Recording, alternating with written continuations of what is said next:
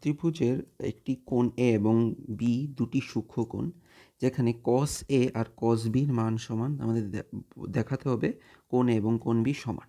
ধরো একটি ত্রিভুজ আছে যার এ বি সি, ঠিক আছে, এভাবে ড্র করো না, অপোজিটভাবে ড্র করো,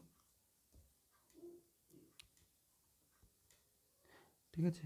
ধরো এ সি বি, যেখানে সি কোণটি সমকোণ।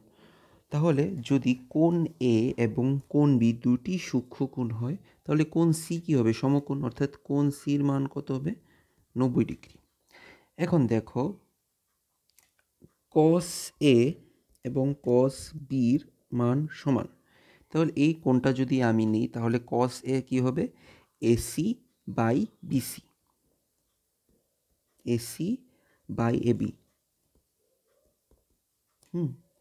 এবং কস বির মান কি হবে? এই কোণের ওপরের পাশের বাহু বিসি বাই অতিভুজ অর্থাৎ এবি।